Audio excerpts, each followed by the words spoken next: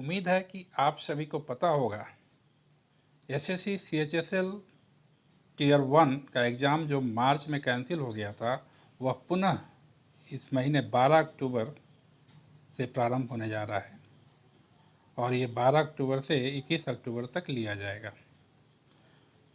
तो इसलिए आपके प्रैक्टिस के लिए मैथ का कुछ प्रश्न लेकर हम आपके सामने आए हैं। यह प्रश्न 2018 में लिए गए एग्ज़ाम में से रैंडमली मैथ का एक सेट उठा लिया गया है। अब आप देखें कि आप इसमें क्या जानते हैं और क्या नहीं जानते हैं और जो नहीं जानते हैं उसे कैसे सीखें। तो चलिए क्वेश्चंस के ऊपर चलते हैं, लेकिन हाँ, क्वेश्चन पे चलने के पहले आप अपने सामने एक कॉपी और कलम रख लीजिए ताकि आप खुद पहले सबका आंसर्स जो जो आपको आएगा वो आंसर्स करते जाइएगा। और आंसर्स में पूरा आंसर्स लिखने की ज़रूरत नहीं है, ABCD नोट कीजिएगा। जैसे 1 का D है तो D, C है तो C, जो भी है तो ऐसे करते हुए, क्योंकि 25 क्वेश्चन पूरे हैं, ये 25 क्वेश्चन के बाद आपको आंसर्स मिलेगा जिससे आप मिला लेंगे और मिला के देखेंगे कि आपने मैथ में कितना किया। आखिर 25 क्वेश्चन में आप क्या जानते हैं, 5 किए 10 किए, और उसके बाद लगेगा कि नहीं बहुत सारे क्वेश्चन हम नहीं किए हैं, हमें सीखना है, तो उसके बाद एक्सप्लेनेशन भी मिलेगा आपको। ये सारे क्वेश्चन का, प्रत्येक क्वेश्चन का एक्सप्लेनेशन मिलेगा। तो चलिए स्टार्ट करते हैं। जो क्वेश्चन आपके सामने है एक बार पढ़ते चले जाते हैं। आपको बनाएंगे तो आप इसे पॉज कर करके बनाते चले जाएंगे। तो पहला क्वेश्चन है x² + 3x - 18 को गुणनखंड में विभक्त करें। इसको फैक्टराइज करना है। फैक्टराइज करेंगे तो आंसर क्या होगा, 4 ऑप्शन आपके सामने है, वो देना है।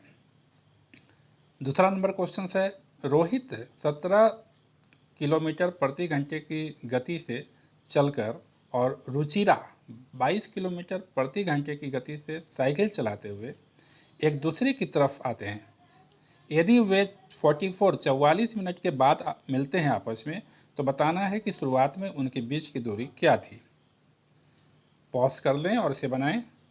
उसके बाद क्वेश्चन नंबर 3 है आपका, यदि एक द्विघात समीकरण के मूलों का योग, सम्स ऑफ जीरो, मूलों का योग -7 और मूलों का गुणनफल प्रोडक्ट ऑफ 0 12 है, तो उस द्विघात समीकरण क्वाड्रेटिक इक्वेशंस को लिखना है, आपको ज्ञात करना है कि कौन सा इक्वेशन होगा।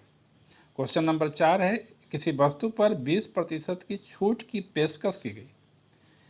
एक प्रोमो कोड लागू करके ग्राहक को 10% नगद वापस जीतता है।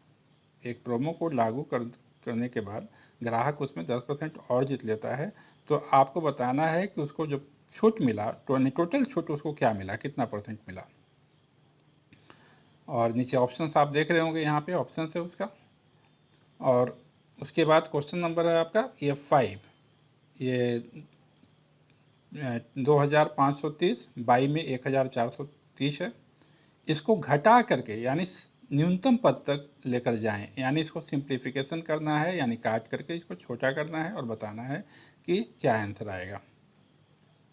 क्वेश्चन नंबर 6 है यदि 5x - 3 greater than equal 3 + x/2 और दूसरा इक्वेशन है 4x - 2 less than equal 6 + x, तो फिर x का मान यहाँ क्या होगा, ये आपको बताना है कि यहाँ x का वैल्यू जो होगा वो क्या होगा।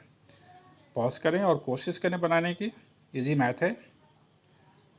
नेक्स्ट 7 नंबर क्वेश्चन, एक समानांतर श्रेणी का पहला और आखिरी पद 32 और -43 है और यदि श्रृंखला का योग -88, श्रृंखला का योग -88 है, तो इसमें कितने पद हैं। ये आपका AP अर्थमेटिक प्रोग्रेशन का मैथ है। फर्स्ट पद टर्म्स दिया हुआ है, लास्ट टर्म दिया हुआ है और सम्स ऑफ AP दिया हुआ है और बताना है टोटल कितने टर्म्स हैं, नंबर्स निकालने हैं।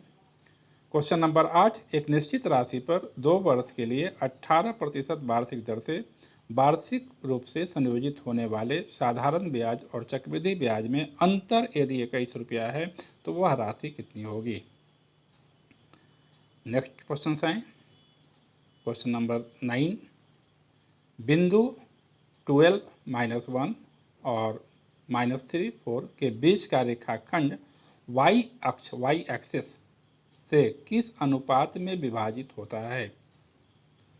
क्वेश्चन नंबर 10, बिंदु 4, 3 y0 से गुजरने वाली रेखा -1, -2 और 3, 0 से गुजरने वाली रेखा के समानांतर है, तो आपको y का मान बताना है क्या होगा। पॉज करके बनाते जाएं, आ रहा है तो, नहीं है तो फिर आगे बढ़ते चलें। क्वेश्चन नंबर 11 आप देखें, एक बैग में 2:3:5 के अनुपात में 1 रुपया, 50 पैसा और 10 पैसा के रूप में 20 रुपया है टोटल, यानी 1 रुपये का सिक्का है, 50 पैसे का सिक्का है और 10 पैसे का सिक्का है, उस रेशियो में 2, 3, 5 के रेशियो में, और टोटल 20 रुपया है। तो आपको बताना है कि 50 पैसे के जो सिक्के हैं उसमें कितने हैं, उसकी संख्या बतानी है।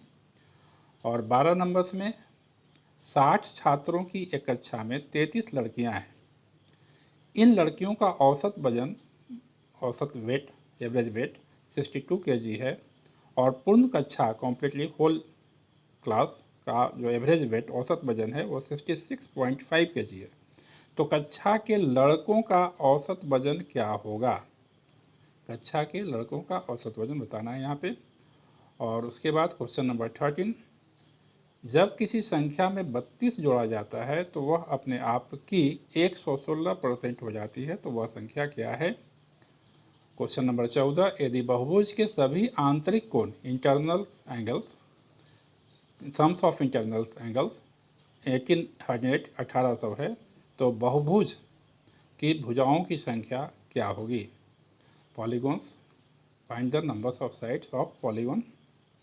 फिर एक समद्विबाहु समलंब आइसोसेलेस ट्रैपेजियम है और बताना है कि वो उसमें कौन सा इसमें सही है। उसका विपरीत बाजू यानी अपोजिट साइड्स पैरेलल होता है, अपोजिट एंगल्स अनुपूरक होता है, दैट मीन्स 180 अनुपूरक, विपरीत कोण समान होता है, या विकर्ण डायगोनल्स जो है विपरीत कोणों के समद्विभाजक होते हैं। क्वेश्चन नंबर 16, P और Q क्रमशः 60 और 30 दिन में एक परियोजना कर सकते हैं। यदि वे एक साथ काम करें तो कितने दिन में वे परियोजनाओं का 90% को पूरा कर सकते हैं? 17, एक गोलार्ध हेमिस्फीयर में कुल सतह का क्षेत्रफल, टोटल सरफेस एरिया 166.32 वर्ग सेमी है, तो उसका वक्र सतह कर्व सरफेस एरिया आपको बताना है कितना होगा। क्वेश्चन नंबर 18, जब एक मासिक ट्रेन पास मासिक मंथली पास होता है, उस पर 20% की छूट दी जाती है तो 44% का लाभ होता है। यदि छूट 29% हो तब लाभ कितना होगा? क्वेश्चन नंबर 19, 10 - 5π/3 = x, तो x का वैल्यू यहाँ क्या होगा? 20 sin a/2 = x, तो x का मान क्या होगा? और 21 cos a × cot a/1 - sin a = x, तो x का मान क्या होगा? ये डाटा से संबंधित क्वेश्चन नंबर 22 में आप ये डाटा को देख रहे होंगे। श्रेणी और कक्षा एक और दिया हुआ है, लड़के और लड़कियों की संख्या दिया हुआ है, नीचे क्वेश्चन है उसका जवाब देना है। लड़कियों पर लड़कों का अनुपात क्या होगा? पॉज करें, सोचें, बनाने की कोशिश करें, इजी मैथ है। 23 नंबर क्वेश्चन, यहाँ भी एक डाटा है, अंक 40 और उससे ऊपर, 30 और उससे ऊपर, 20 और उससे ऊपर, 10 और उससे ऊपर, 0 और उससे ऊपर, और छात्रों की संख्या दिया हुआ है। नीचे क्वेश्चन है, कितने छात्रों ने 20 या उससे अधिक लेकिन 40 से कम स्कोर किए? ऑप्शंस आपके सामने है। फिर अगेन डाटा से रिलेटेड क्वेश्चंस, ये डाटा दिया गया है, वो जीडीपी का growth rate of GDP, growth rate वृद्धि दर जीडीपी का 2011 में 3% बढ़ा, 2012 में 7% बढ़ा, 2013 में -7% यानी घटा है, 2014 में -6% घटा है, 2015 में -8% घटा है। क्वेश्चन है, यदि देश का सकल घरेलू उत्पाद यानी जीडीपी ये 2011 दैट मीन्स 2011 में जो जीडीपी था वो 8 ट्रिलियन था। तो आपको बताना है कि 2013 के शुरुआत में कितना था। 2011 में यदि 8 ट्रिलियन था तो 2013 की शुरुआत में कितना था। और ये आज का लास्ट क्वेश्चन 25 नंबर क्वेश्चन नीचे दिए गए डाटा से रिलेटेड है, विषय है और उसमें अंक जो आए हैं वो है। लेकिन क्वेश्चन में है कि किसी छात्र की अपर्याप्त उपस्थिति की वजह से उसके प्राप्त अंकों के औसत से 5 अंक घटाए जाने हैं। औसत से 5 अंक घटाने जाने हैं तो इस छात्र के प्राप्त कुल औसत अंक कितने होंगे। तो ये आपके क्वेश्चंस हो गए 25। आप पॉज करके बनाइए और बनाने के बाद लास्ट में यहाँ आप आंसर्स देख रहे होंगे। इस आंसर को पॉज कर लेंगे और पॉज करने के बाद आप इसे मिलाएंगे। आप देखेंगे कि आपने कितना सही किया और उसके बाद आप एक्सप्लेनेशंस देखेंगे इसके आगे। चलिए, यदि नहीं बन पाया तो सीखने के लिए तैयार हो जाइए। लेकिन हाँ, आगे बढ़ने के पहले एक बात ज़रूर करना चाहेंगे कि यदि लगता है कि ऐसी चीज़ें आपको ज़्यादा से ज़्यादा चाहिए प्रैक्टिस करने के लिए तो आप कमेंट्स ग्रुप में अपनी प्रतिक्रिया दें। अपनी प्रतिक्रिया कमेंट्स में दें, शेयर करके वीडियोस को दें, सब्सक्राइब करके दें, कमेंट दें, ताकि लगे कि नहीं इन चीज़ों की ज़रूरत है आपको। तो चलते हैं पहले क्वेश्चन के ऊपर। आप पहला क्वेश्चन आप यहाँ पे देख रहे होंगे कि एक्स स्क्वायर, आप यहाँ पे देख रहे होंगे कि x square plus 3x minus 18 को फैक्टराइज करना है। X square plus 3x minus 18, हम यहाँ पेज के ऊपर x square plus 3x minus 18 को फैक्टराइज करके आपको दिखाते हैं फैक्टराइज कैसे किया जाता है। तो x square plus 3x minus 18 है। रूल्स क्या कहता है? रूल्स कहता है कि किनारे वाला जो है मिडिल टर्म में, ऐसे इक्वेशन जो भी होता है A x square plus B x plus C के फॉर्म में जो भी इक्वेशन होता है, क्वाड्रेटिक इक्वेशन जो होता है, उसको मिडिल टर्म एक्सप्लिकेशंस के द्वारा सॉल्व करते हैं। यानी हमको बीच वाले को अलग करना है। किनारे वाला जैसे है वो जैसे वैसे ही रहेगा और बीच वाले को अलग करना है। लेकिन दो कंडीशन है कि हमें दो चीज़ यहाँ पे ऐसा लिखना है कि दोनों को ऐड करके या सबट्रैक्ट करके इतना माइनस बीच वाला यानी प्लस 3x आए और दोनों को मल्टीपल करके इन दोनों के मल्टीपल के बराबर आए। यानी इन दोनों को मल्टीपल जब हम मल्टीपल करेंगे तो माइनस 18x स्क्वायर आएगा और बीच में ऐड करेंगे तो 3x आना चाहिए प्लस में। साइन पे भी ध्यान देना है। तो आपको खुद सोचना है कि वो अंक कौन सा लें कि ये दोनों कंडीशन फॉलो हो। तो वो अंक जैसे देखिए मैं यहाँ पे ले रहा हूँ, वो प्लस 6x और minus 3x, plus 6x minus 3x, 6x में से 3x जाएगा, 3x बच जाएगा जिसकी ज़रूरत है हमें। और मल्टीपल भी करेंगे तो plus minus minus 6 18x square जिसकी यहाँ पे ज़रूरत है। ये भी दोनों कंडीशन फॉलो हो गया। अब दोनों कंडीशन फॉलो हो गया तो इसमें और इसमें आप कॉमन लें। कॉमन इसमें क्या आ रहा है? एक्स यहाँ कॉमन आ रहा है तो एक्स कॉमन ले लेंगे तो एक्स और प्लस यहाँ क्या बचेगा? 6 बचेगा। यहाँ माइनस है। फिर इसमें आप क्या कॉमन आ रहा है? 3 के पहाड़ से दोनों कटेगा, 3 कॉमन ले लें। एक्स बाहर माइनस है, अंदर का साइन चेंज होगा, प्लस हो जाएगा और 3 छः 18, 6 आएगा। अब आप क्या देख रहे हैं? एक्स प्लस सिक्स दोनों में है तो एक्स प्लस 6 आप फिर कॉमन ले लिए तो क्या आया? एक्स माइनस 3 आया। तो इसका जो फैक्टर किए वो क्या आया? एक्स प्लस 6 और एक्स माइनस 3। तो इसलिए इसका आंसर जो होगा एक्स प्लस 6 और एक्स माइनस 3, यानी आंसर जो अब इसका आएगा यहाँ पे वो आंसर होगा नंबर सी। इसी प्रकार से अब आप सेकंड नंबर क्वेश्चन को देखें। रोहित है एक लड़का जो 17 किलोमीटर प्रति घंटे की गति से चल रहा है और एक रुचिरा लड़की है जो कि 22 किलोमीटर प्रति घंटे गति से साइकिल चला रही है और दोनों एक दूसरे की तरफ जा रहे हैं और 44 मिनट के बाद दोनों आपस में मिलते हैं। तो बताना है कि दोनों के बीच की दूरी कितनी होगी। तो क्वेश्चन आपके दिमाग में होगा। यहाँ पे आप देखें कि दो पॉइंट्स है, एक पॉइंट ए है, एक पॉइंट यहाँ पे सॉरी एक पॉइंट ए है और एक पॉइंट बी है। ए से रोहित चल रहा है और यहाँ से इधर से रुचिरा चल रही है। एक रोहित का जो स्पीड है वो स्पीड जो है 17 किलोमीटर पर आवर, और रोहितरा का जो स्पीड है वो 22 किलोमीटर पर आवर है। दोनों जो है आपस में मिलने में टाइम जो लगता है वो 44 मिनट का टाइम है। ये 44 मिनट का टाइम लगता है।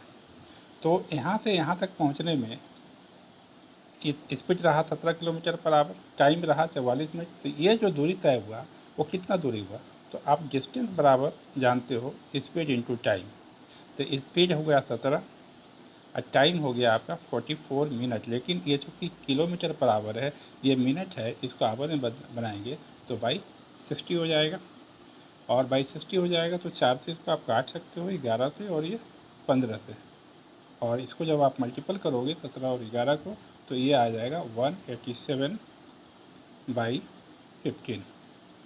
उसी प्रकार से रुचिरा का स्पीड है 22 किलोमीटर और टाइम 44 मिनट लग रहा है। तो इतना दूर तक आने में मतलब इतना दूर ये जो दूरी तय किया, ये दूरी कितना हुआ? क्योंकि स्पीड भी मालूम है और टाइम भी मालूम है, तो रुचिरा का जो दूरी होगा वहाँ भी स्पीड इंटू टाइम, यानी स्पीड उसका 22 और टाइम 44 मिनट, उसको भी आवर में कन्वर्ट करेंगे, 60 से डिवाइड करेंगे तो एक कट करके इसका वैल्यू आएगा, इसका वैल्यू यहाँ पे आएगा आपका 242 242/15, 242/15। यहाँ पे थोड़ा ये इसको 242 आप याद रखें, 187/15 और ये दूरी और इसका जो दूरी आएगा 242/15, दोनों को ऐड कर देंगे। और जब दोनों को ऐड कर देंगे तो वही जो है दोनों के बीच की दूरी हो जाएगी। जब दोनों को वापस ऐड करेंगे तो आप यहाँ पे देखें कि ऐड करते हैं, यहाँ पे एक का आया था वैल्यू 187/15 और एक का आया था 242/15। अब इसको आप एलसीएम लेके, फिर एलसीएम तो फिट भी नहीं होगा, और इन दोनों को ऐड करेंगे तो आएगा 429 और 429 और 429 को 429 और इस बाई 15, और जब इसको कट डिवाइड करेंगे तो आएगा आपका 28.6 एक किलोमीटर, यानी 28.6 आंसर जो उसका होगा वह होगा 28.6।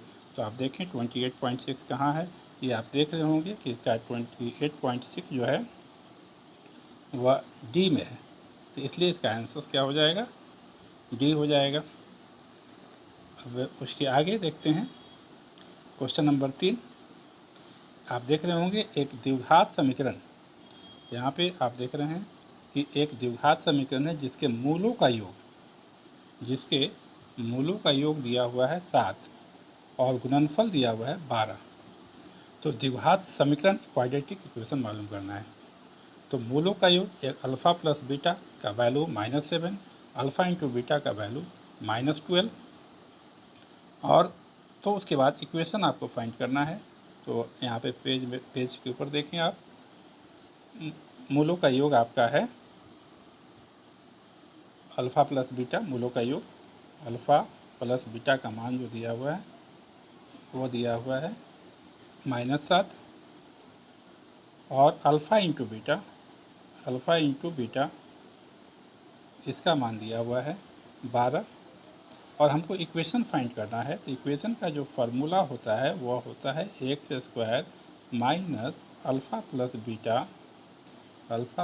बीटा इंटू एक्स और plus alpha into beta equal 0। अब वैल्यू आप पुट कर दीजिए, x² ये हो गया, अब माइनस ये वाला, अब माइनस ये, माइनस माइनस प्लस 7x और plus alpha into beta 12, x² plus 7x minus plus 12 इसका आंसर होगा। दैट मीन्स इसका आंसर होगा x² प्लस 7x प्लस 12, यानी आंसर नंबर इसका आंसर आएगा आपका ए। और उसी प्रकार से नंबर 4 को देखें आप। नंबर 4 में है कि किसी वस्तु पर 20% छूट की पेशकश की गई और एक प्रोमो कोड लागू करके ग्राहक 10% नकद वापस जीतता है। यानी 100 रुपये का वस्तु था, आप बाज़ार में गए, 100 रुपये की वस्तु था, वो आपको 20% उसमें छूट दिया। 100 रुपया में 20%, 100 रुपये की वस्तु थी और 20% छूट दिया। इसका मतलब हुआ कि वो वस्तु आपको 80 रुपया में दे दिया। 20% छूट देने के बाद यानी 20 रुपया यहाँ पे बचा। फिर प्रोमो कोड आपने लागू किया तो 10%, जो ये 80 का 10%, तो 80 का 10% जब निकालिएगा तो ये यानी 8 रुपया आएगा। यानी 80 में से 8 रुपया फिर माइनस हो जाएगा तो आएगा कितना, 72 रुपया।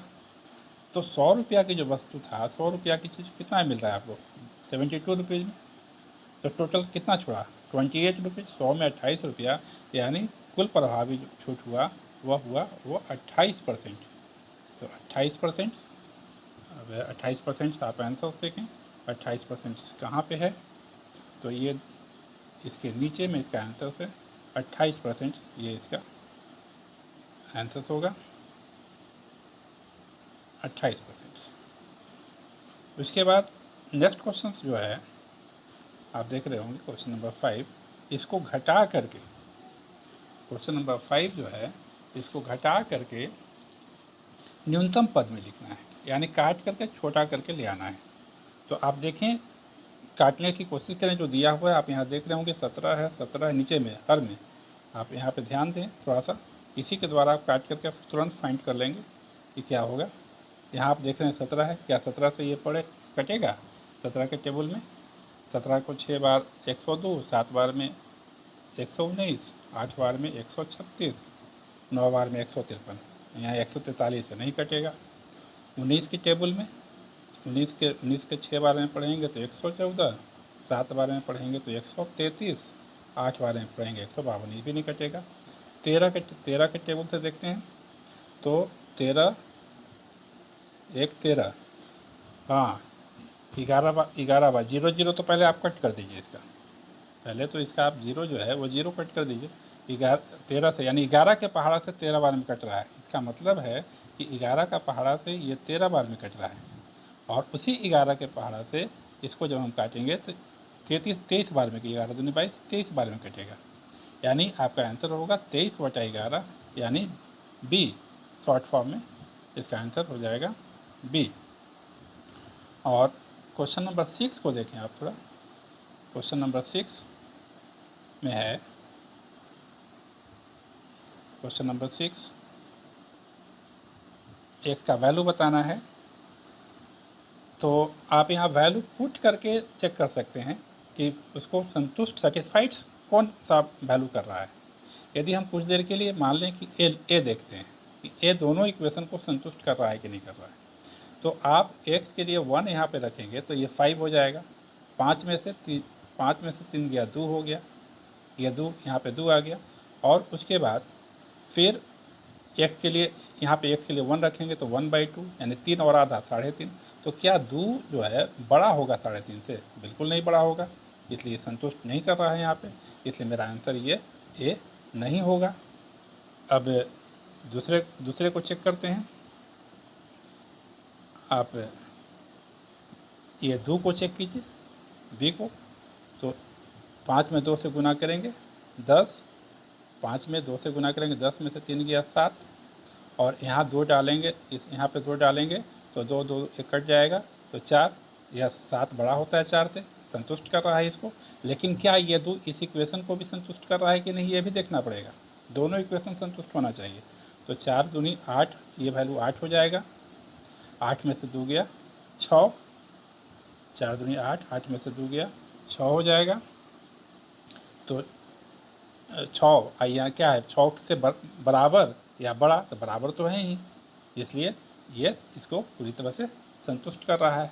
और उसके बाद आप चेक करना चाहें तो सी और डी चेक कर सकते हैं, तो पता चलेगा कि वो उसको संतुष्ट नहीं कर रहा है, इसलिए इसका आंसर क्वेश्चन नंबर 7 है, एक समानांतर श्रेणी का पहला और आखिरी पद first and last terms 32 and -43 है। आप देख रहे होंगे कि पहला पद 32 है। पहला पद को ए से रिप्रेजेंट करते हैं, ए से, और आखिरी पद लास्ट टर्म को एल से रिप्रेजेंट करते हैं, जो कि -43 है। और श्रृंखला का योग यानी सम्स ऑफ एपी, ये जो है -88 है। तो टोटल कितने पद हैं, यानी एन का वैल्यू फाइंड करना है। तो ए दिया हुआ है 32, एल दिया हुआ है -43, एस एन दिया हुआ है -88। अब हमको क्या करना है कि पद यानी एन का वैल्यू फाइंड करना है। तो एस एन गिवन है। एस एन का फॉर्मूला आप जानते हैं कि एस एन बराबर क्या होता है। एस एन बराबर होता है n/2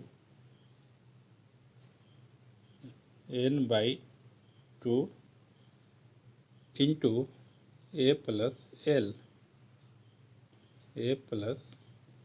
एल। अब वैल्यू एस एन का वैल्यू आपका कितना था, -88 था। -88, एन नहीं मालूम है, एन निकालना था, /2। ए पता है, ए का वैल्यू 32 था, और माइनस इसलिए कि एल का वैल्यू -43 था, तो प्लस माइनस माइनस और 43। अब ये 2 जो है यहाँ पे ये डिवाइड से जो इधर आकर के इधर जब आएगा ये, तो ये मल्टीपल हो जाएगा और 88 में मल्टीपल हो जाएगा। तो -176 इक्वल n इंटू माइनस, जब आप इसको करेंगे तो माइनस करके आएगा -11, और ये -11 इधर आके डिवाइड हो जाएगा। तो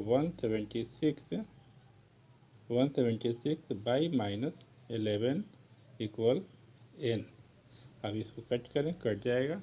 कितने बार में कटेगा ये, 16 बार में कट जाएगा। तो n का वैल्यू आपका आ गया 16, यानी नंबर्स जो फाइंड करने थे उसका वैल्यू 16 हो गया। इसलिए अब जो आंसर्स यहाँ पे होंगे, इसलिए इसका आंसर हो जाएगा आपका ए। कितने पद हैं, तो ए 16 पद हैं।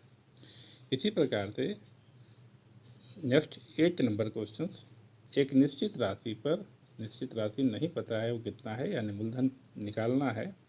2 वर्ष के लिए समय 2 वर्ष है, रेट ऑफ इंटरेस्ट 18% है, वार्षिक रूप से एनुअली एडजस्ट होता है इंटरेस्ट। तो साधारण ब्याज और चक्रवृद्धि ब्याज में अंतर भी दिया हुआ है 81। तो वह राशि क्या होगी, यानी पी क्या होगा। तो 2 वर्ष का है, अंतर दिया हुआ है और राशि निकालना है। तो आपको पता होगा कि 2 वर्ष का अंतर, साधारण ब्याज और चक्रवृद्धि ब्याज में 2 वर्ष के अंतर का एक फार्मूला होता है, जो आप यदि बिहार एसआई के ऊपर जो मैथ का क्वेश्चंस वीडियो में मेरा देख रहे होंगे, तो उसमें इस प्रकार के क्वेश्चंस बार बार आ रहे होंगे। इसलिए उस फार्मूला को आप याद कर जाएं अच्छी तरह से। डिफरेंस, अंतर का फार्मूला जो होता है, वो अंतर का फार्मूला है डी डिफरेंस बराबर P इंटू R/100 का स्क्वायर, R/100 का स्क्वायर।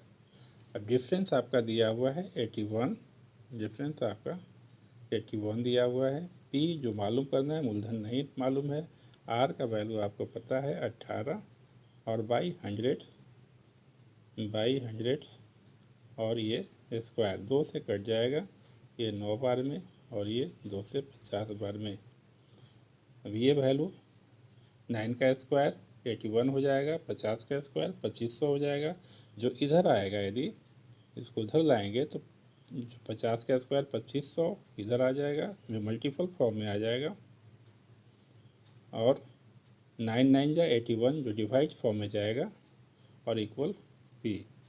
81 81 कैंसिल हो जाएगा, तो P का वैल्यू यानी मूलधन जो आपका आएगा वह 2500 आएगा। इसलिए यहाँ पे आंसर जो होगा, यहाँ भी आंसर ए आएगा यानी 2500।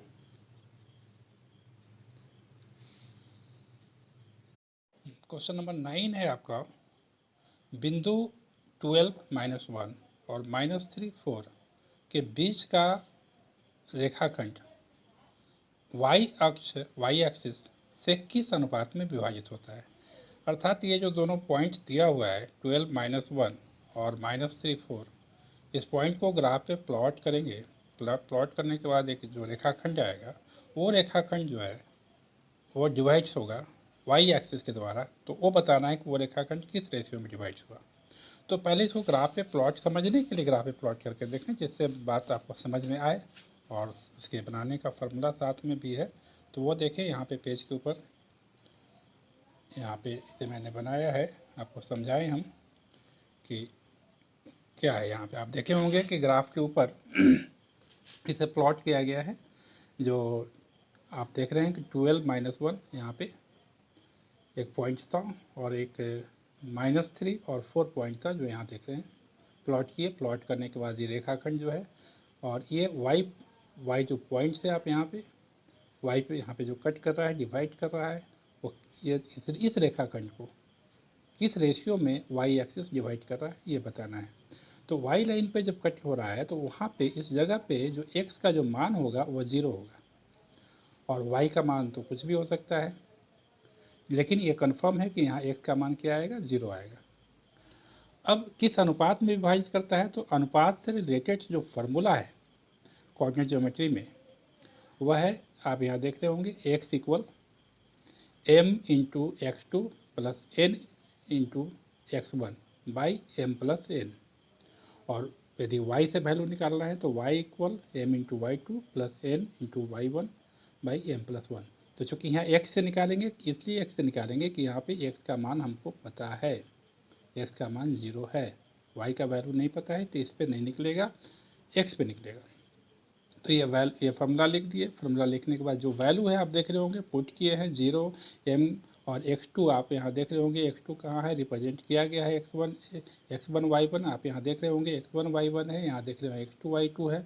तो सारे वैल्यू को आप देख रहे हैं, उसमें से लेकर के वैल्यू को x2 की जगह -3 है, प्लस n, और x1 की जगह आप देख रहे होंगे 12 है, पुट कर दिए, m प्लस n नहीं मालूम है।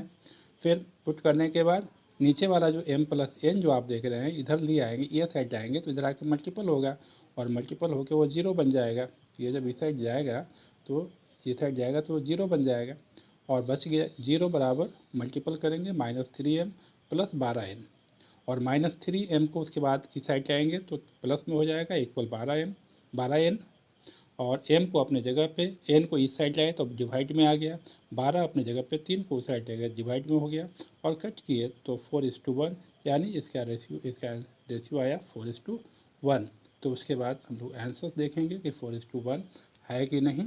तो 4:1, यस आंसर ऑप्शन में है, 4:1 ए में है, इसलिए इसका आंसर ए होगा। जहाँ तक 10 का सवाल है, यहाँ भी आप देख रहे होंगे कि दो बिंदु है 4 3 और y0। ये पॉइंट को प्लॉट करके एक रेखा जो गुजरेगी, और एक दूसरा पॉइंट से दो गो, इन दोनों पॉइंट को प्लॉट करके जो रेखा गुजरेगी, दोनों रेखा समानांतर है। तो आपको y का मान बताना है। तो पहले ग्राफ पे इसका प्लॉटिंग्स को देखें, और चूँकि और पैरेलल है, इस बात को हमें ध्यान रखना है कि पैरेलल थे, और उसके बाद उसमें हमको y का मान फाइंड करना है। तो यहाँ आप जो देख रहे होंगे कि जो दोनों वैल्यू था, यानी एक m1 m स्लोप जो था, आप देख रहे होंगे 4 3 और y0 लेकर के ये रेखाखंड खींचा गया। दूसरा जो है सो -1 -2 और 3 जो लेकर दूसरा रेखाखंड खींचा गया।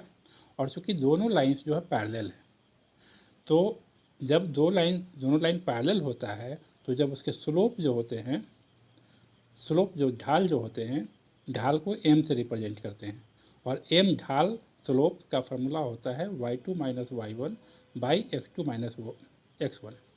और जब पैरेलल होगा तो दोनों का ढाल इक्वल होगा, इसलिए आप यहाँ पे देख रहे होंगे m1 बराबर m2, यानी m1 पहले रेखाखंड का स्लोप और बराबर दूसरे रेखाखंड का स्लोप। और m का फार्मूला आप लिख दिया मैंने यहाँ पे y2 minus y1 by x2 minus x1, और m2 का भी फार्मूला वही, लेकिन y2 माइनस y1 और x2 माइनस x1। m1 से m1 यानी इस ये वाली स्लोप से वैल्यू लिया, और m2 में ये वाली स्लोप से वैल्यू लिया, सब वैल्यू पुट कर दिए जो आप यहाँ पे दिख रहा होगा। और उसके बाद उसको कैलकुलेट करें। कैलकुलेट तो आप खुद अपने से भी कर सकते हैं। आप इसको कैलकुलेट करेंगे तो वैल्यू आप कैलकुलेट करने के बाद देख रहे होंगे कि y का वैल्यू क्या आया, -2 आया। कैलकुलेशन वैल्यू पुट कर दिए, सारा वैल्यू पुट करने के बाद जो कैलकुलेशन है वो कैलकुलेशन करके y का वैल्यू निकाल लिए, जो -2 आया उसका वैल्यू। अब -2 आया तो क्वेश्चन नंबर 10 में देख, क्वेश्चन नंबर 11 देखें। एक बैग में 2:3:5 के अनुपात में ₹1.50 और 10 पैसे के सिक्के हैं, और टोटल वैल्यू उनका 20 रुपया है। तो बताना है कि 50 पैसे के सिक्कों की संख्या कितनी है। तो आप यहाँ देख रहे होंगे कि आप यहाँ पे थोड़ा सा इसको और नीचे करें, और अब आप देखें कि एक बैग में जो रेशियो है, जो संख्या के रूप में, उसको x लगा करके संख्या में कन्वर्ट कर लें। यानी मान लें कि 1 रुपये वाले जो सिक्के हैं उसकी संख्या 2x है, ये 2x है 1 रुपये वाला, और 50 पैसे वाला मान लें कि 3x है, और 10 पैसे वाला मान लें कि उसकी संख्या 5x है। तो 1 रुपये के जो सिक्कों की संख्या है वह 2x है। तो एक का वैल्यू 1 रुपया, तो 2x का वैल्यू कितना हो जाएगा, 2 का वैल्यू 2x रुपया हो जाएगा। उसी प्रकार से 50 पैसा का वैल्यू है, 50 पैसा वाला जो संख्या है सिक्के का वो 3x है, तो उसका वैल्यू कितना हो जाएगा, 50 पैसा को 3x से गुना करेंगे तो कितना हो जाएगा, 150 हो जाएगा। और 150 पैसा होगा, उसको रुपया में कन्वर्ट करेंगे, तो रुपया में कन्वर्ट करेंगे तो कितना आएगा, 1.5x आएगा। वो वैल्यू आएगा आपका 1.5x आएगा वो वैल्यू।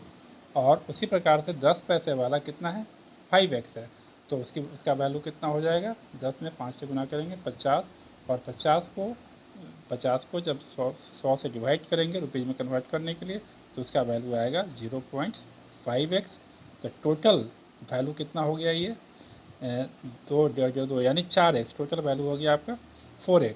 दैट मीन्स 4x, और प्रश्न से टोटल वैल्यू कितना दिया हुआ है, 20 दिया हुआ है, तो 4x बराबर क्या हो गया, 20 हो गया।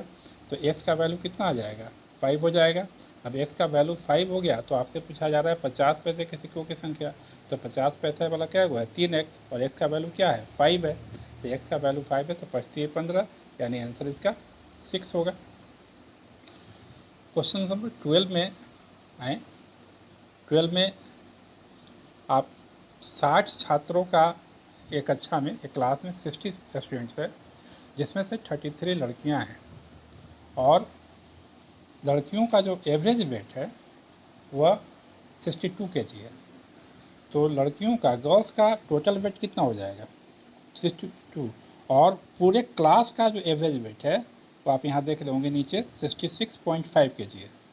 तो पूरे क्लास में आपका 60 स्टूडेंट्स है और उसका एवरेज वेट 66.5 है, तो इसका मतलब कि पूरे स्टूडेंट्स का यदि हम एवरेज वेट निकालें, पूरे स्टूडेंट्स का एवरेज वेट, पूरे क्लास का, पूरे स्टूडेंट्स का यदि एवरेज वेट दिया हुआ है, 60 छात्र का एवरेज वेट आपका दिया हुआ है 66.5, तो टोटल वेट पूरे स्टूडेंट्स का जो टोटल वेट होगा मल्टीपल, जब भी औसत दिया रहे और टोटल फाइंड करना हो तो आप इसको मल्टीपल कर देते हैं, गुना कर देते हैं, और जब 60 को 66.5 से गुना करेंगे तो वो वैल्यू आएगा 3990 kg, 3990 kg वो वैल्यू आएगा। स्टूडेंट्स का टोटल वेट हो गया इतना।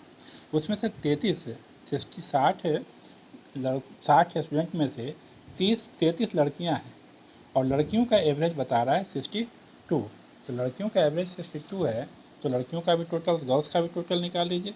गर्ल्स का टोटल क्या आएगा, तो एवरेज को, एवरेज जो दिया हुआ है उससे उसके नंबर्स को मल्टीपल करेंगे, 33 को 62 से मल्टीपल करेंगे तो आएगा वो 2046 ये वैल्यू आएगा, यानी इतना केजी लड़कियों का वेट, टोटल वेट हो गया। अब ये गर्ल्स का हो गया। अब बॉयज़ के लिए, तो बॉय कितना बचा, 60 में से 33 लड़कियां हो गई, तो बॉयज़ कितना बचा, 27 बचा, 27 बॉय हो गया। तो बॉय का टोटल वेट, ये जो टोटल वेट माइनस करेंगे, तो माइनस करेंगे तो ये वेट आएगा 1944, ये टोटल वेट होगा बॉयज़ का, 27 बॉय का।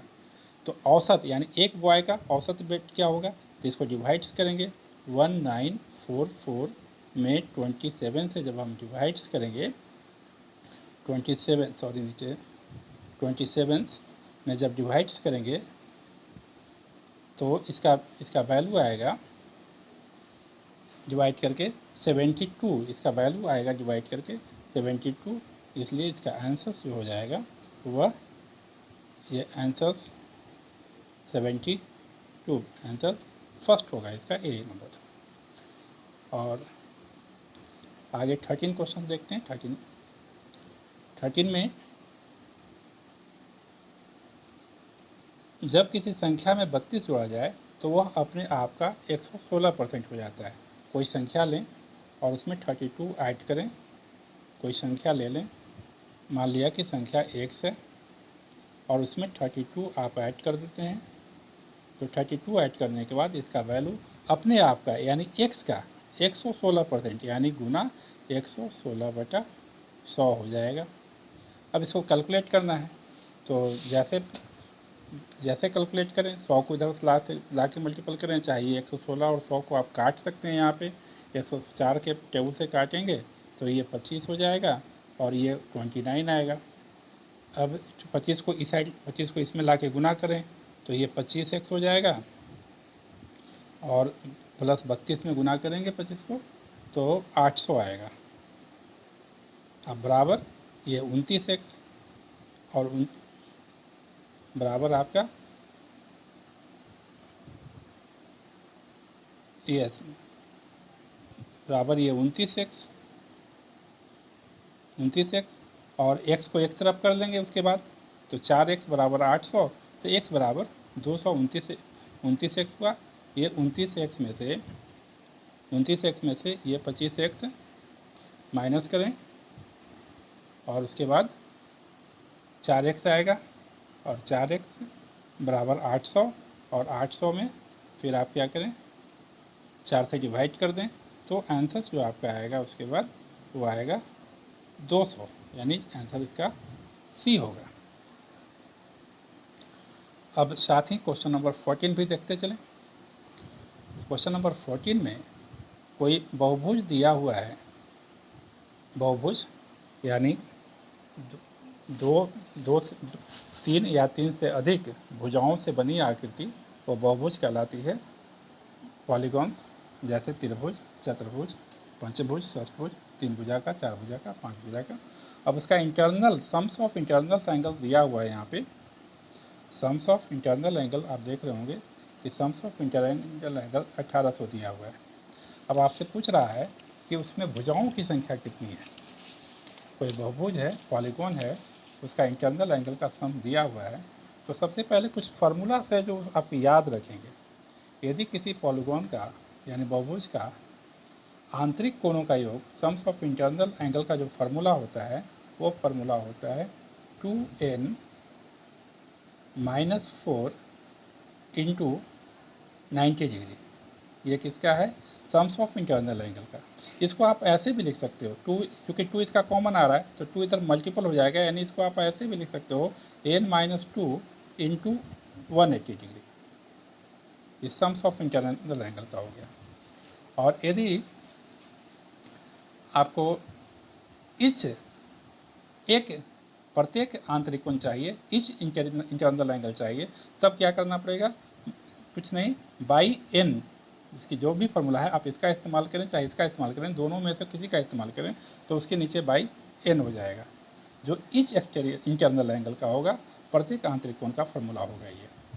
उसी प्रकार से यदि कि कोई पॉलीगोन है और उसका यदि एक्सटर्नल एंगल बहिष्कोण पूछ रहा है, तो सम्स ऑफ जो सम्स है उसका बहिष्कोणों का योग जो होता है वह डायरेक्ट कोई भी पॉलीगोन हो वो सब का सम्स जो होता है वो 360 होता है, 360 होता है। और यदि ईच एक्सटर्नल एंगल पूछा जाए तो क्या करेंगे, 360/n का फॉर्मूले का इस्तेमाल करेंगे। तो यहाँ पे हमारा सम्स ऑफ इंटरनल एंगल 1800 दिया हुआ है और सम्स ऑफ इंटरनल एंगल का जो फार्मूला होता है आपको पता है, अभी आपने देखा कि उसका फार्मूला क्या है, n-2 इंटू 180 और बराबर इसका वैल्यू कितना दिया हुआ है, 1800 दिया हुआ है, 1800 दिया हुआ है। अब ये 180 जब इधर आएगा तो डिवाइड हो जाएगा और डिवाइड हो जाएगा तो 10 बार में कैंसिल हो जाएगा, यानी x-2 का वैल्यू कितना आ जाएगा, 10 आ जाएगा और -2 उधर जा करके +2 हो जाएगा, यानी n का वैल्यू क्या आ जाएगा, 12 आ जाएगा। इसलिए बहुभुजों की संख्या यहाँ पे 12 होगा।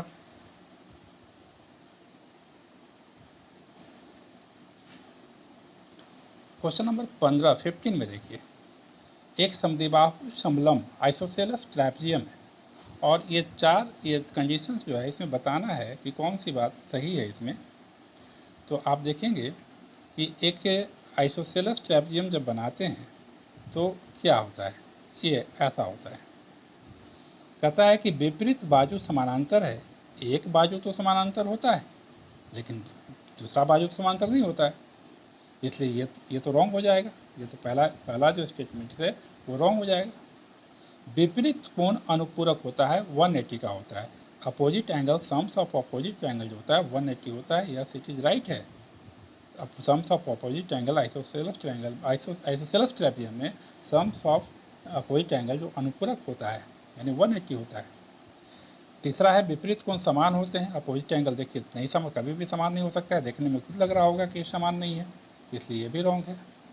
और तीसरी बात कह रहा है कि विकर्ण जो है विपरीत कोण, यानी ये कोण और ये कोण अपोजिट एंगल है और इस पर यदि हम डायगोनल खींचेंगे तो विकर्ण इस एंगल को डिवाइड करेगी, नहीं करेगी, मतलब इक्वली डिवाइड बाइसेक्ट नहीं करेगी, तो इसलिए यह भी रॉन्ग है।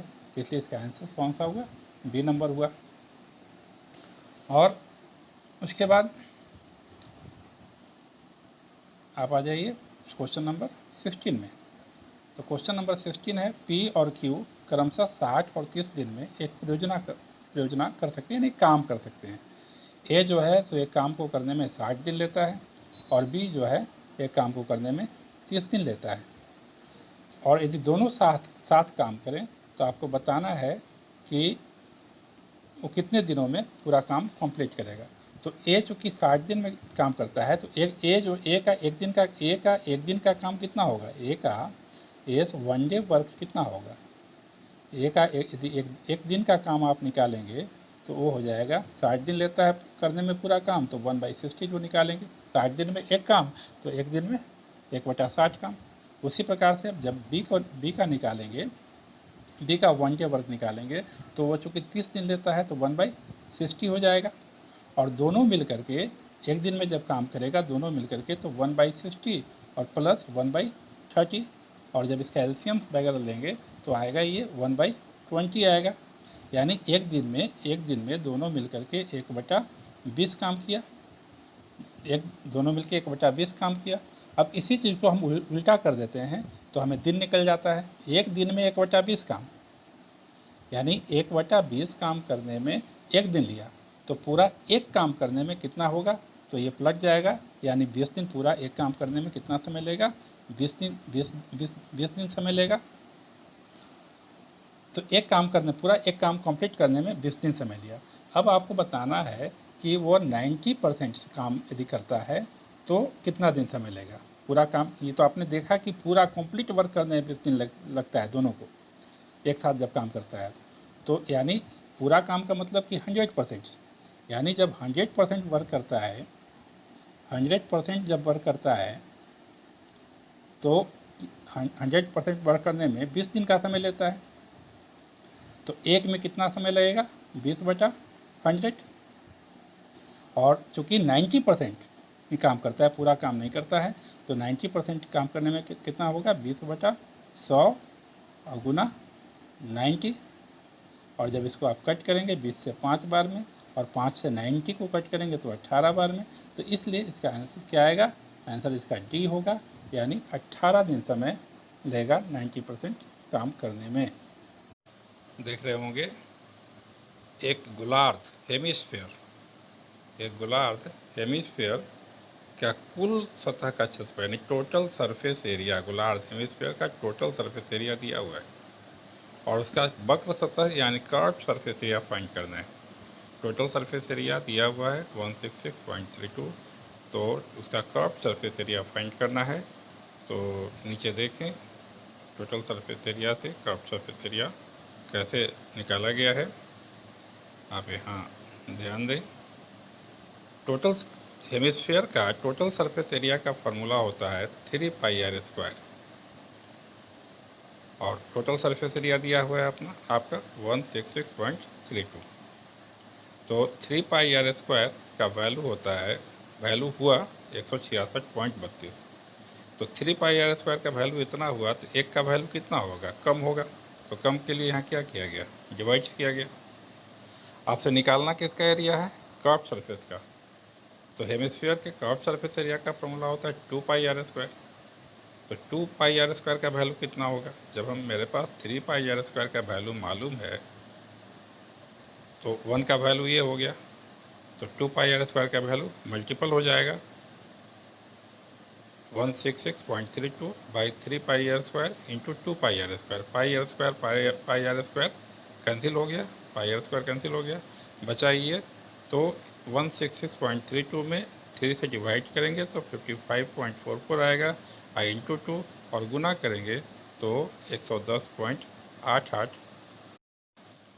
18 नंबर क्वेश्चन है, जब एक मासिक ट्रेन के पास पर 20% छूट दिया गया है तो प्रॉफिट जो होता है वो 44% का हो जाता है, और छूट यदि डिस्काउंट 29% दें तो मेरा जो प्रॉफिट होगा वो कितने का होगा, ये फाइंड करना है।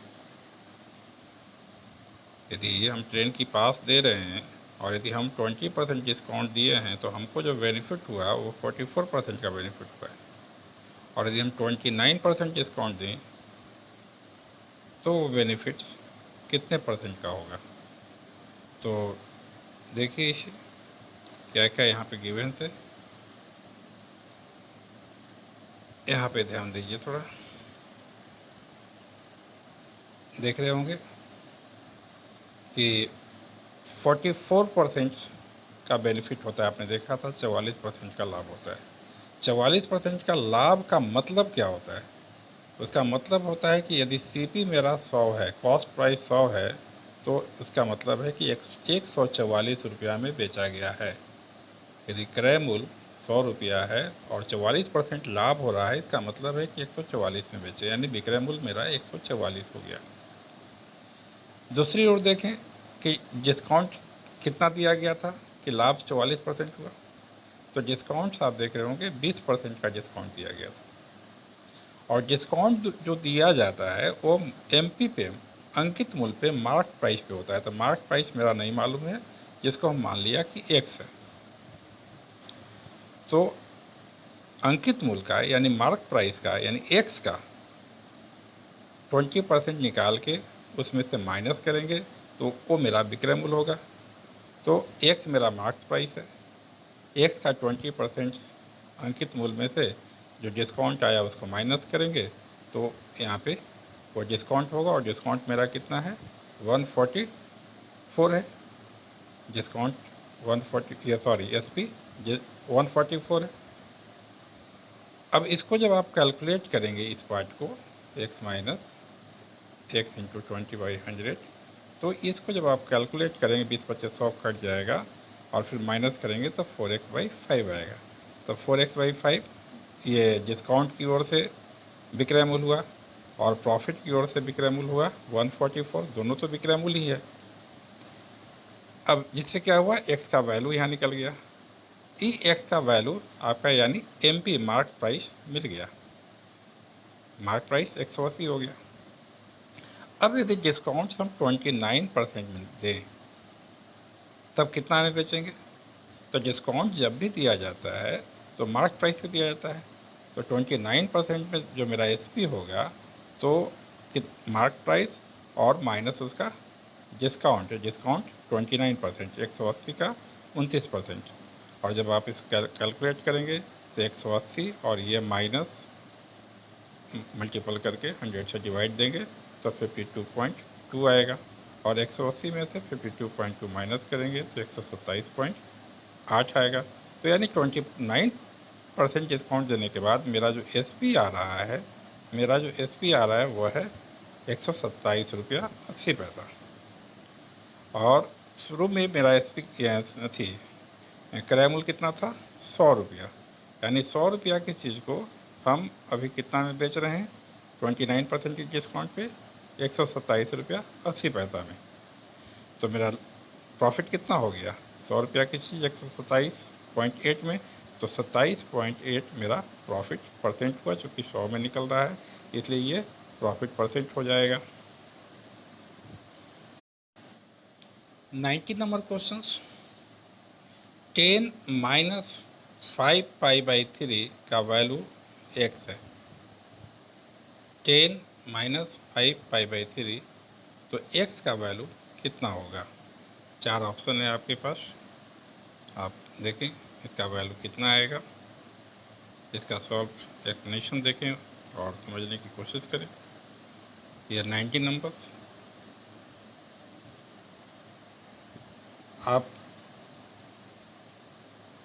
10 यहाँ देखें, 10 माइनस 5π/3, 10 माइनस थीटा बराबर फॉर्मूला होता है 10 माइनस थीटा बराबर माइनस टेन थीटा। तो 10 माइनस थीटा यानी माइनस पहले आ जाएगा, तो माइनस 10 और 5 इंटू पाई का वैल्यू 180, 180 में 3 से भाग करेंगे 60, 60 में 5 से गुना करेंगे 300, यानी माइनस 10 300, यानी 10 300 का वैल्यू। तो जब आप मेरा वीडियोस जो तिरगो के ऊपर गया है 90 के आगे, यानी 360 तक डिग्री का वैल्यू, 360 क्या 300 आगे तक बताया गया है त्रिगोनोमेट्री लेवल 2 का, उसे आप देखेंगे तो आप 300 का वैल्यू या कितना का वैल्यू हो, 1000 के ऊपर भी हो तो आप उसे निकालना सीख जाएंगे। तो यहाँ 10 300 का वैल्यू, तो 10 300, तो आपको सिखाया गया था कि 300 ये जो एंटी क्लॉक वाइज जाएंगे तो 300 ये 270 और 30 और, यानी पूरे 360 में 60 कम। तो ये मतलब इसका जो स्लोप होगा ये होगा 300 पे। और यहाँ पे यानी फोर्थ क्वाड्रेंट में आएगा, और फोर्थ क्वाड्रेंट में ये 300 और ये बचा 60, यानी 60 10 300 का मतलब है कि 10 300 का मतलब है कि हमको 10 60 का वैल्यू निकालना है, क्योंकि एक राइट एंगल ट्रायंगल में, एक राइट एंगल ट्रायंगल के अंदर ये एंगल 60 का बन रहा है। अब 10 60 का वैल्यू तो आपको पता है कि √3 होता है, लेकिन साइन में प्रॉब्लम है, एक माइनस साइन तो जो क्वेश्चन के अनुसार, और 10 यहाँ पे 10 60, चूँकि ये फोर्थ क्वाड्रेंट है तो फोर्थ क्वाड्रेंट में जो 10 का वैल्यू होगा वह माइनस में होगा, क्योंकि जो आपका बेस है, बेस जो एक्स लाइन है ये प्लस होता है, और ये परपेंडिकुलर जो आप देख रहे हैं ये वाई लाइन है, ये वाई लाइन है ये वाली, तो ये वाई लाइन है तो वाई यहाँ माइनस होता है, तो प्लस और माइनस मिल करके जो वैल्यू आएगा वह माइनस आएगा। तो 4 पॉइंट में 10 का जो वैल्यू हो जाएगा वह माइनस में होगा, तो माइनस √3 और माइनस माइनस प्लस, इसलिए इसका वैल्यू हो जाएगा प्लस में, माइनस 10 300 का वैल्यू प्लस में आएगा √3। ये वैल्यू निकालना आप उस तिरगो के उस वीडियोस को ज़रूर देखेंगे, क्योंकि एक क्वेश्चन इन डिग्रियों से ज़रूर पूछा जाता है, और चाहे जितना भी बड़ा डिग्री हो, जितना भी छोटा डिग्री हो, उन सब का रूल्स उसमें बताया गया है। क्वेश्चन नंबर 20 पे आइए, देख रहे होंगे साइन a/2 का वैल्यू x है तो x का मान क्या हो गया, यानी कहने का मतलब है कि साइन a/2 का मान क्या होगा। तो ये फार्मूला है, ये ऑलरेडी फार्मूला है, इसका आंसर b होगा 1/1 माइनस कॉस a/2। ये एक फार्मूला है जिसे आप याद करेंगे और उम्मीद करते हैं कि 10 तारीख को या 11 तारीख को इन ऐसे फार्मूला पे, जो अभी आप यहाँ फार्मूला देख रहे हैं, इस टाइप के और बहुत सारे फार्मूले हैं जिनके बारे में मैं आपको एक स्पेशल वीडियो बना करके समझा सकूं कि इसका फार्मूला ये कैसे हुआ। तो 11 को वीडियोस देखना नहीं भूलेंगे, क्योंकि एक क्वेश्चन तो इन फार्मूलाओं से आना बिल्कुल लाजमी है, यानी एक क्वेश्चन इस टाइप के फार्मूला से आना ही आना है। अब आगे देख रहे होंगे क्वेश्चन नंबर 21 में कि cot a into tan A by 1 minus sine A equal x. तो x का मान निकालना है, यानी इसको कैलकुलेट करना होगा, और कैलकुलेट करने के बाद देखिए उसका मान क्या आता है। यहाँ सॉल्व किया गया है, इसको समझने की कोशिश करें। यहाँ पे चलिए देखिए, यहाँ पे ये आपका क्वेश्चन था cos a into cot by 1 minus sine. तो आपको पता है कि कॉट का जो वैल्यू होता है, कॉट का जो मान होता है, कॉस बाई साइन होता है। इसलिए कॉट के बदले में कॉस और 1 माइनस साइन ज्यों का त्यों छोड़ दिए, और कॉट के बदले में आप देख रहे होंगे कॉस बाई साइन लिखा गया है। अब ये मल्टीपल, ऊपर में कॉस मल्टीपल करेंगे तो कॉस स्क्वायर हो जाएगा, और नीचे में मल्टीपल करके साइन इंटू 1 माइनस कॉस लिख दिया गया।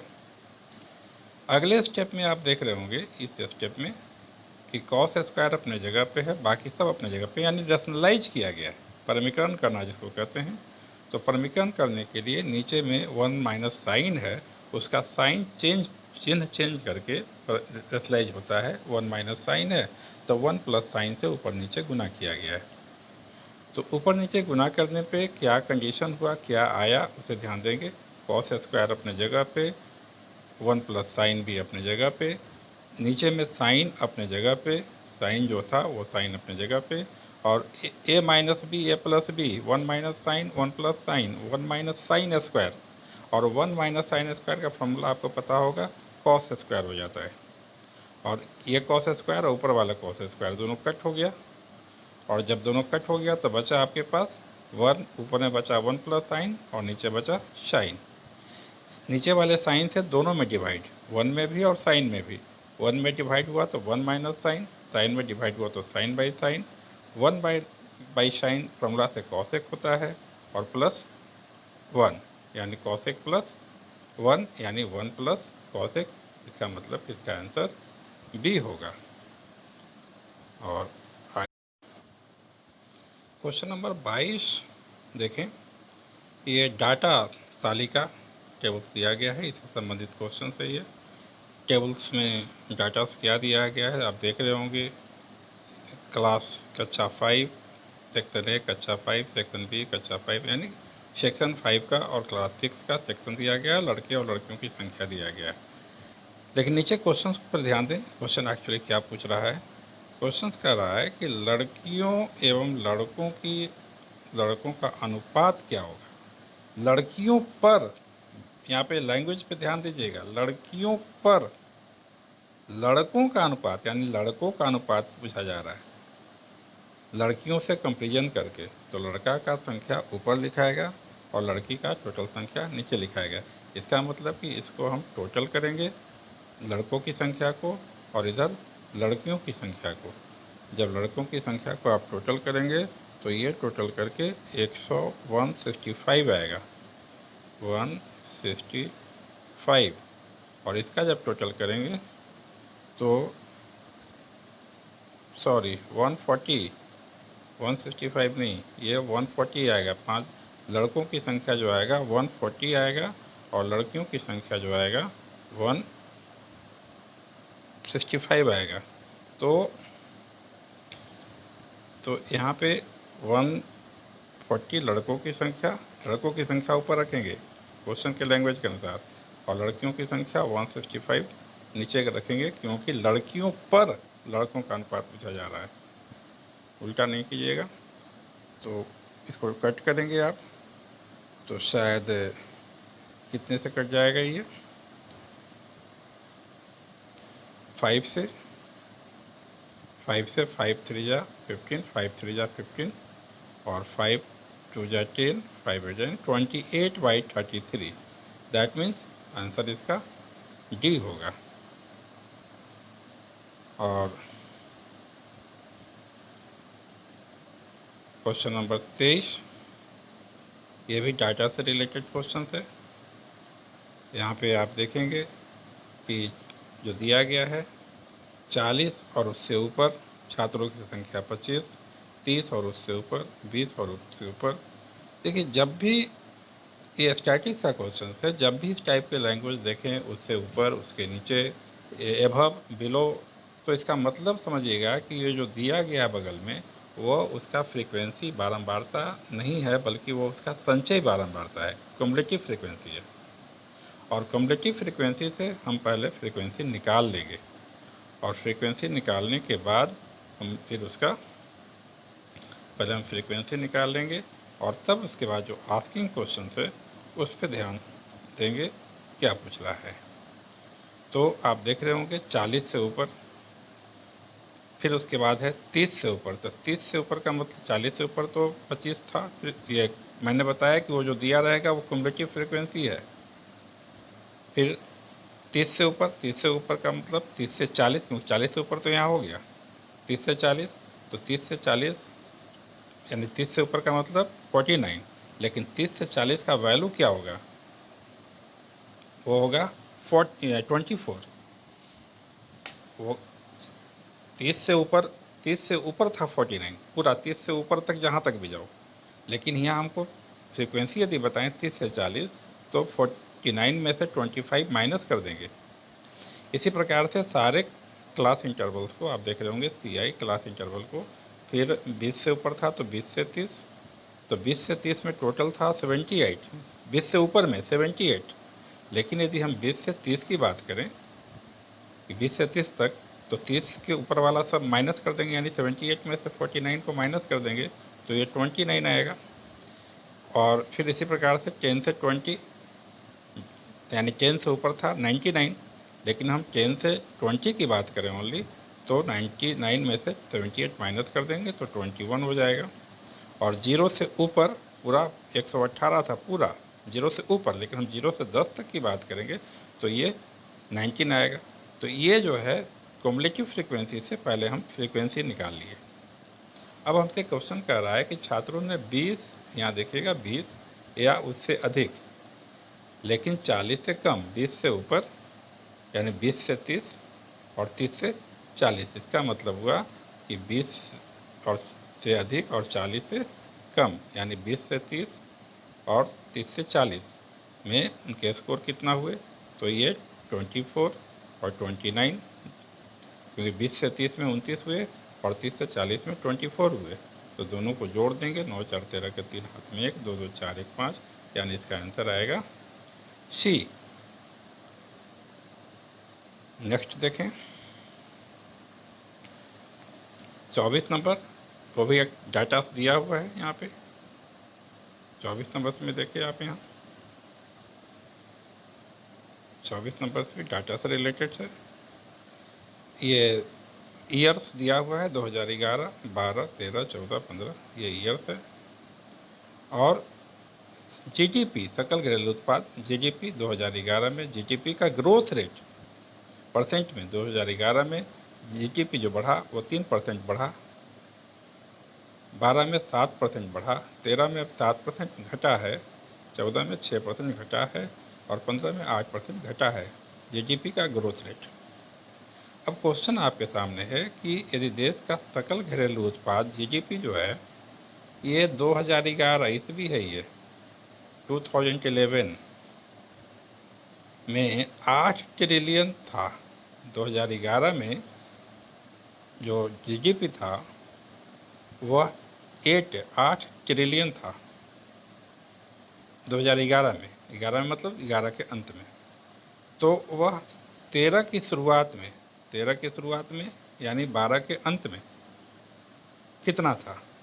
तो 11 में तो पता है कि 8 था, और 12 के अंत में, तो 12 में क्या हुआ है, 7% बढ़ा है। तो 12 में 7% जब बढ़ा है तो 8 का 7% जब आप निकालेंगे, 8 का 7% आप जब निकाल देंगे तो 8 सत्ते 56 यानी 0.56, और 8 में 0.56 जोड़ देंगे तो 8.56, यानी इसका आंसर हो जाएगा 8.56। और अब आइए लास्ट क्वेश्चन, 25 नंबर क्वेश्चन। यहाँ आप देख रहे हैं, यहाँ भी टेबल है, डाटा से रिलेटेड क्वेश्चन है। प्राप्त अंक हिंदी अंग्रेजी में कितना आया है, हिंदी में कितना आया है, गणित में कितना आया है, विज्ञान में और कला में आया है। कहता है कि किसी छात्र की अपर्याप्त उपस्थिति है ना, छात्र पूरा कम, मतलब एब्सेंट ज़्यादा थे, उपस्थिति कम थी, उसकी वजह से प्राप्त अंकों के औसत, जो पूरे अंक आए हैं उसके जो औसत एवरेज जो निकाला गया है उसमें 5 अंक घटाया जाना है। तो घटाए जाने के बाद औसत कितना होगा, तो औसत निकालिए और उसमें 5 माइनस कर दीजिए। तो औसत कैसे निकालिएगा, सबको ऐड कीजिएगा, ये सबको ऐड कीजिएगा। जब ऐड जितने हैं इसको ऐड करेंगे, हम ऐड करेंगे तो आएगा 290। जब आप इसको ऐड करेंगे तो आएगा 290। और टोटल क्या सब्जेक्ट है, 5 सब्जेक्ट है, 5 से आप इसको डिवाइड कर दीजिए। तो 5 से जब डिवाइड कर देंगे तो ये आएगा 58। और कहता है कि उसमें 5 माइनस करना है, तो 58 में 5 माइनस कर दीजिए तो ये हो जाएगा 53। हो गया, ओके।